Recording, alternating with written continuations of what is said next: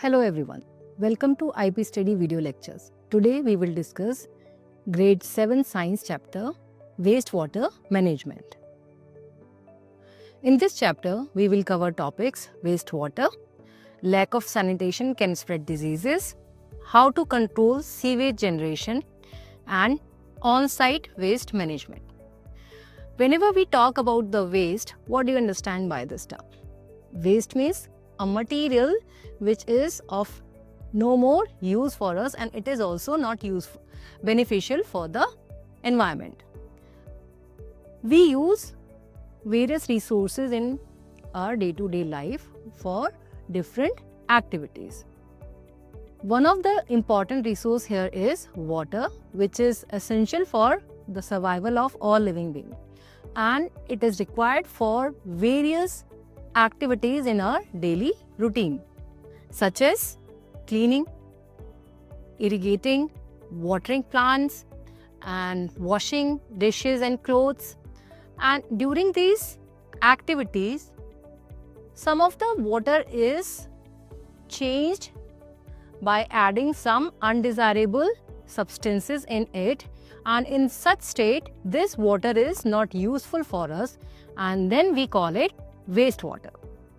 In this chapter, we will discuss about the types of wastewater, how these are classified, what are the sources of waste in the water, and how we can reduce the generation of this kind of wastewater.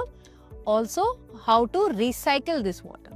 Throughout the day, a person performs several tasks such as cleaning floors and cupboards, cutting vegetables, opening packets of different groceries such as dal, masala and grains and other household goods. And what we do after opening these packages? We throw the packets. So what we are doing? We are generating waste material here. Now we use either dustbin or any other place where we can dump this waste. If these waste are not disposed of properly, this mixed with the water bodies and produces wastewater, or we can say it becomes the cause of water pollution. When we discuss wastewater, so what is that? Water that has been used in home or in industries for different purposes, and now it can be used further and it is now waste material. So this time we call it wastewater.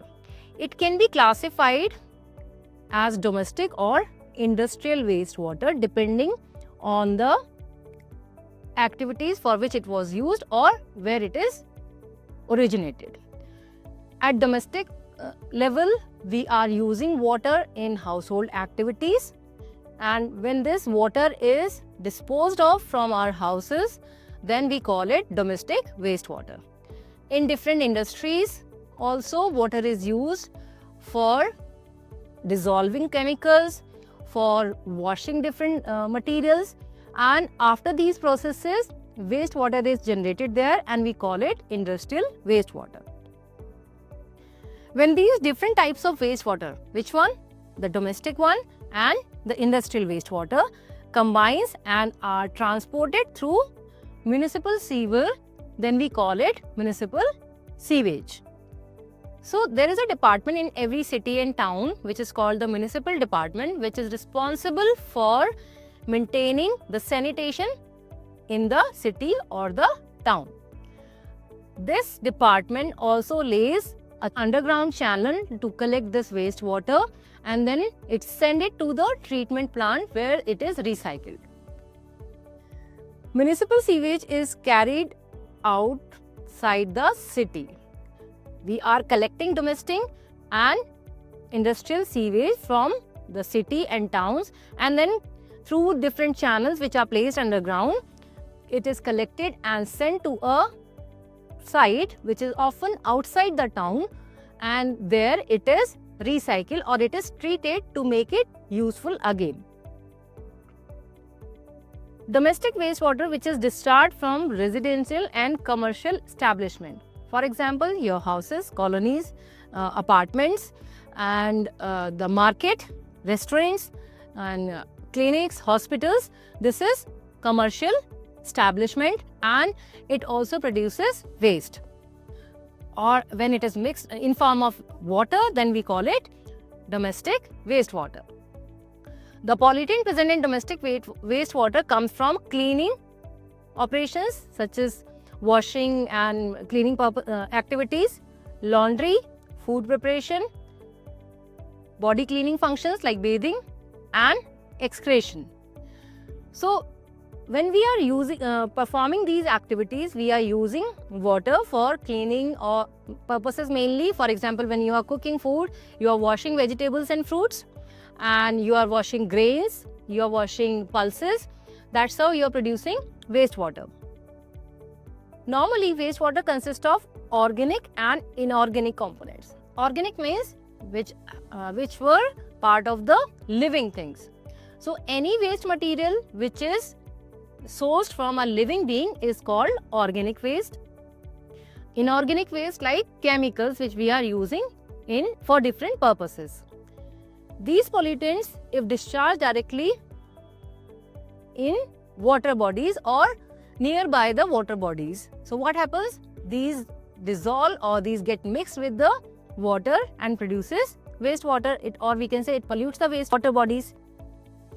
These pollutants with improper treatment can interfere with the self-cleaning mechanism of the water bodies. In the nature, water bodies have their self-cleaning mechanism. How? Aquatic plants, microorganisms help here to degrade that organic waste, and if it is in the small quantity in water, and they degrade this organic waste and change it into recyclable materials. But in some cases, for example, industries release their effluents, means their wastewater, into the river bodies, and which is in the great amount there. So what happens? The river or ponds itself are not able to clean themselves now, and that's why we call them polluted. Water bodies are self-clean due to the presence of relatively small number of microorganisms in them. These microorganisms use most of the organic pollutants as a food. They feed on the organic materials, they degrade them, they biodegrade them and recycle them in the nature of water bodies. As a result, they make carbon dioxide and methane gases, but often either a pollutant does not degrade naturally, or the sheer volume of the pollutant discharge is enough to disrupt the self-cleaning process of the water bodies. So, self-cleaning is a process is functional or easily happening when there is only small amount of organic waste in the water bodies. But if lot of amount is introduced in the water bodies, so microorganisms are feeding upon them, but they are not able to clean the water bodies itself. So what happens in such cases? The oxygen dissolved in the water is used up by the microorganisms here. So the water dissolved oxygen will be deficient in the water, more carbon dioxide will be there, more methane will be there, and still lot of amount of undegraded organic waste will be remain there. Also, the microbial pollution can be destroyed by the accumulation of toxic waste. If the mixing of undesirable pollutants or undesirable substances continues, so what happens? The essential count of microorganisms which was cleaning the water body is also destroyed. The water quality of the water body thus degrades permanently. So we can say an active living ecosystem in a water body is completely destroyed. What does wastewater contains? The wastewater from our homes contains different detergents, soaps, cleaning materials and toothpaste, bits of paper, strands of hair. So these are different materials which are there in the water which is coming out from our houses, sometimes traces of oil also, dust and human excreta.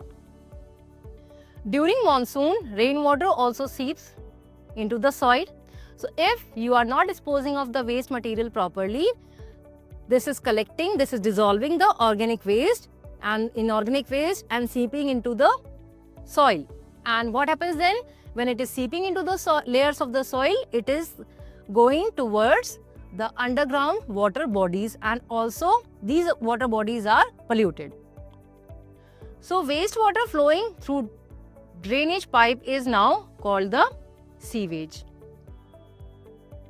What should we do if we have blocked drainage in our neighborhood?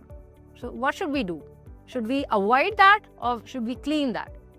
If we do not clean that, so what happens? The rain comes, as these are blocked, the sewage from the drains start overflowing in the neighborhood. How does sewage water harm aquatic life? What happens when these impurities are mixed into water bodies? The sewage water contains organic waste material like human excreta and food particles. These wastes serve as the nutrient for microorganisms in the water bodies. Microorganisms have their capacity to degrade them. They do not overeat on the organic waste. They use only the required amount of the organic waste and degrade it for their growth. But what happens if a pile of waste is now introduced to the water bodies? So it will remain undegraded and it will change the quality of the water. So if sewage water is discharged into lake and river, microorganisms like bacteria, fungi, algae grow on them and they reproduce and increase in the large number. These organisms obtain nutrients from the decomposing organic waste and degrade it to the recyclable nutrients. Microorganisms use dissolved oxygen from the water and releases carbon dioxide. So the proportion of the oxygen and carbon dioxide is now disturbed. It is not in balance. This would reduce the amount of dissolved oxygen in the water, and it will affect the growth of aquatic animals and plants as well. Microorganisms like algae would block the sunlight. These are growing over the surface of water. So they block the sunlight required for the submerged water animals and water plants, due to which aquatic plants are now unable to carry out photosynthesis process. It means they cannot produce the food and they will start deteriorating or they will die. The death of aquatic plant further reduces the amount of oxygen because plants were helping to release the oxygen in the water. So what is happening? The oxygen is depleted now in two ways. First, microorganisms is using it and plants are unable to produce it. Aquatic animals use oxygen dissolved in the water for their survival, and once the level of oxygen falls, the aquatic animals also start dying. So that's how the complete ecosystem in the water body is now disturbed. Cities and towns produce a huge amount of sewage. Can we let sewage water directly flow into river or ocean? Is it okay if we let all the waste material dispose of into the water bodies directly? So as already we have discussed, if this is disposed of in the water bodies, it will destroy the ecosystem of the water bodies. If sewage water is allowed to flow directly into the water bodies, it will pollute the sources of water, and using water from such water resources or like lakes and rivers will be not fit for the human beings. What will happen if we consume that water? We will have waterborne diseases. We will become sick. Now understand, lack of sanitation can spread diseases. How it is happening? We already know if wastewater or waste material is not disposed of properly, it attracts fleas and it attracts mosquitoes and many other types of insects and microorganisms which can carry diseases. Many people in our country have no access to sanitized facilities. So what should we do? We should contribute to maintain the sanitation in our neighborhood. They use open places such as the railway tracks, field, dry riverbeds and playgrounds for defecation process. They release human excreta on these places. because they do not have sanitized toilets. Human excreta left on the land can pollute the water bodies. How this is happening? Suppose there is a pond in a neighborhood and there is a agricultural land next to the pond. If people are using that land for defecation and irrigation process is happening in that agricultural land, so over irrigation sometimes can lead to the flow of human excreta into the water bodies, or the waste materials are absorbed into the water, mixed with the water and absorbed into the soil, or we can say these are seeping into the soil. As a result, the underground water bodies are now contaminated. Also, if there is a rain, the overflooding due to the rain also affect the nearby water bodies when waste materials are not disposed of properly. Such kind of conditions attracts microorganisms to grow there, which can cause us sick, and they can contaminate us with cholera, typhoid, hepatitis and dysentery diseases. So first of all, we need to reduce the generation of waste material here, or we can say we need to reduce the activities, we need to control our activities which are producing sewage. So how to control sewage generation? Following are few measures that we can follow or we can practice in our daily life to control the production of sewage. Use flush with low water capacities. You often see there are flush tanks attached to the toilets. So these should be small size so that they store only small amount of water, because every time when you press the flush button, the whole tank is emptied and the water is now wasted. Never release household products such as cleaners, beauty products, medicines, automobile oils, paints to the drain systems, because these will block the drainage systems, and if we are releasing paints and grease and oils there, they start floating over the surface of the drainage system, and they avoid the supply of oxygen and sunlight to this, which can sanitize it, and oxygen which can be used by the microorganisms to degrade the organic waste there. Leftover cooking oil, butter, meat, fat, plastic, etc. should not be disposed of in the drain system, because it blocks the drainage system. It interrupts the proper flow of sewage in the drains. Fix leakages in your sewer pipes. If there is any leakage of the taps in your house, fix it to avoid the wastage of water. If there is any leakage in the drainage pipes, this should be also fixed, because this will contaminate the ground surfaces. It will contaminate any nearby water body. Also, it will sometimes mix with the water pipelines which are serving water to your houses, and it attracts, if the water is stagnant at any place, it attracts fleas and mosquitoes which can reproduce there. Cities and towns produce millions of liters of wastewater every day, and you have learned that 2% of the total water on the surface of the earth is only fresh water. We know the earth is covered by 3/4 of its part with water, but only 2% of the total available water is usable for us. It is fresh water present in the lakes, freshwater lakes, rivers, streams, and we need to be very careful while using this water. Since fresh water is limited, we cannot afford to waste water in huge amount. Even if it is available in the huge amount, we cannot afford to waste water, because it is essential. It is very essential resource to support the life on the planet. This water can be further used for various purposes if we can clean this, if we can recycle the water.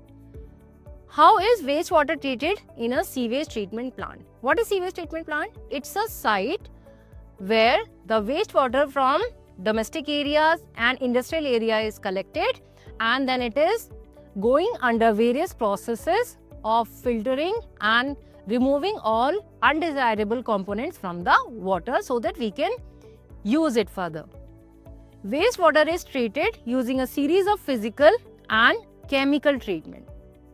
When we are talking about the physical and chemical treatments, we are discussing certain physical processes to remove the waste from the water and chemical processes to remove undesirable component from the water. Removal of solids from the sewage. This is called screening. This is very first step at the sewage treatment plant, or we will call it WWTP. So, what is WWTP? Waste water treatment plant. So, removal of solid from the sewage. It is done by screening process. So, what happens when sewage come to the WWTP? There is a channel which is having bars on at the beginning of it, so that when sewage is passing through these bars, the large solid impurities are blocked by these bars and only the liquid is allowed to flow through this. So that's how we can remove the waste at very first stage here, which is usually large solid insoluble impurities. What are these impurities? Such as stones, wood, plastic, glass, metal. At the next step, we do the settlements, means sedimentation process, and this is primary sedimentation. Sedimentation occurs at 2 times here.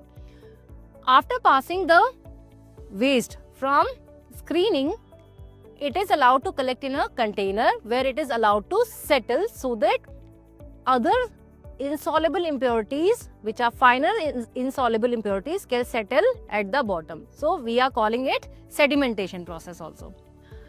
So how long it is allowed to settle there? For 8 to 12 hours. During this period, most of the organic waste such as human excreta settle at the bottom of the tank, and we call it sludge. The water from the top layer from this tank will be transferred to the next container, next chamber or next tank, and the sludge which is collected at the bottom will be allowed to move in the other container.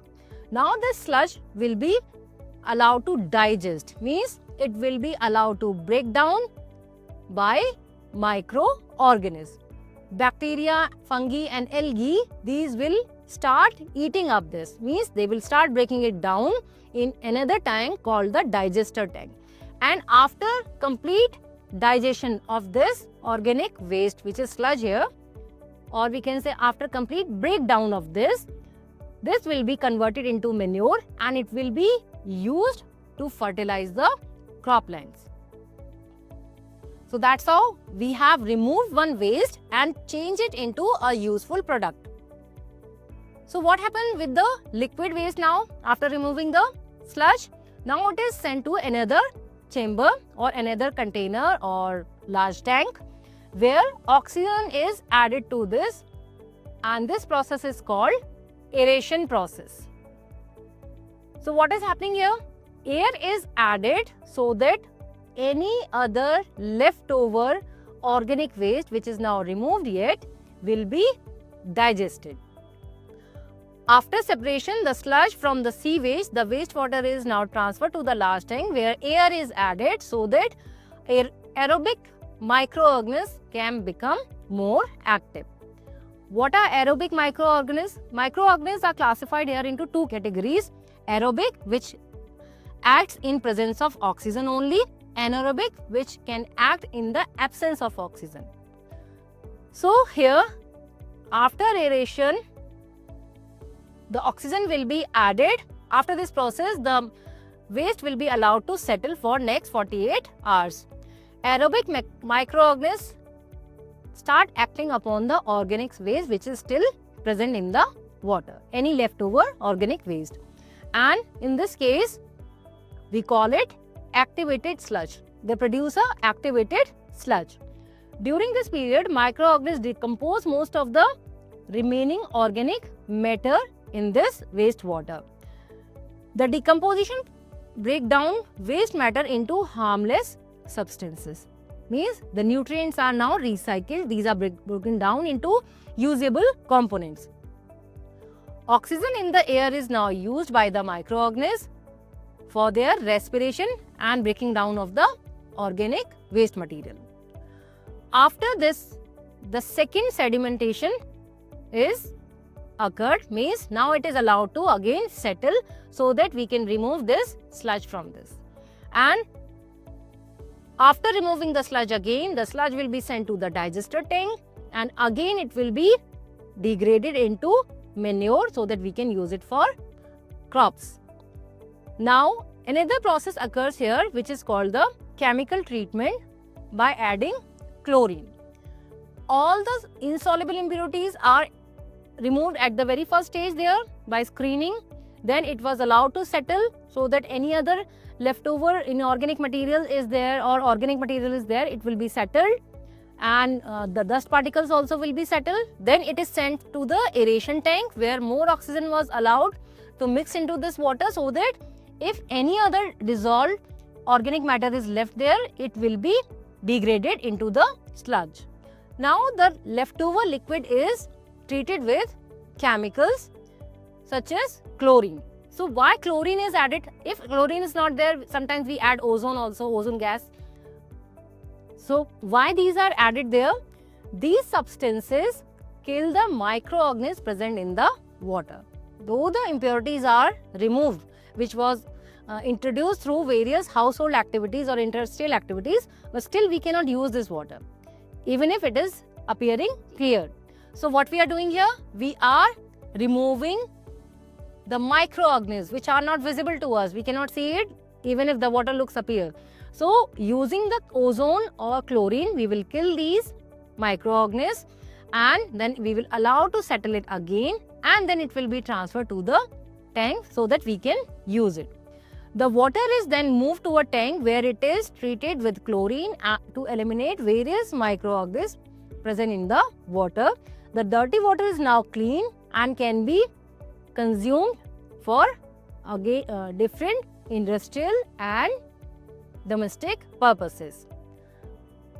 The water can also be discharged into ocean, river and lakes and used to recharge groundwater. If there is no water bodies in the neighborhood, it can be released in the open lands where it can seep into the different layers of the soil and adds up into ground level water. So that's how, using various physical and chemical processes, we can recycle the water, we can remove all the impurities from the water to use it again or before releasing it to the water bodies. There are certain practices which we can follow at our site, means in our neighborhood, without sending the wastewater to the wastewater treatment plant. What are such practices? These are called on-site wastewater management. Septic tank is one of such practice. It is an alternative of sewage disposal. Many villages in our country are still not connected to the sewage treatment plants which are common in the cities. So they are using on-site water treatment plants or on-site sewage treatment plants. So what they are doing here, they are making a underground pit. There is an underground chamber which has two compartments. In the first compartment, the sewage is collected and sent to this compartment, and here it is allowed to settle so that heavy impurities are settled at the bottom of this container or chamber. Then the liquid is allowed to send to the next chamber where microorganisms are still helping it to degrade. Then what happens? The gases which are produced during this process, during the biodegradation, these are allowed to release the chamber, allowed to release into the atmosphere which through a pipe which is connected to this underground pit, and then the degraded, after degradation process, the wastewater is either allowed to seep into the ground or it is now removed from the tank. Also, or it can be connected to the any temporary drainage system of the small towns or the villages. What happens to the settled impurities or digested sludge here. This is removed from the tank and it is allowed to dry so that it changes into manure, and farmers use this for supporting the growth of their crops. A septic tank is an on-site mini sewage treatment plant. It is suitable for places such as sandy soil, as the outlet pipe gets blocked in clayey soil. So if clayey soil is there in the neighborhood, it might not work properly because clayey soil does not allow water to move through its particle, and it blocks the flow of the water. A cluster of 4 to 5 houses can install one septic tank, which can be a large septic tank in the community. With a few modification, a septic tank can be converted into a effective biogas plant where the sludge can be separated to produce the manure, and the gases like methane and carbon dioxide is used there. So methane can be collected as a source of energy or as biogas. Another wastewater treatment for on-site is chemical toilet. A chemical toilet uses chemicals to reduce the waste. These toilets are most commonly used in aircraft or on the exhibition grounds also sometimes. So these are movable, sometimes these are made on the vehicles. So we can say these are movable toilets which uses chemical treatment of the waste. A simple chemical toilet consists of seed on a container which has a solution of chemicals to degrade the waste and to disinfect and deodorize the waste. So such kind of vehicles are most commonly seen on the exhibition grounds, on different fairs, and at different sites where big gatherings occurs and in the temporary establishments. So these kind of toilets help to manage the waste produced by the people there.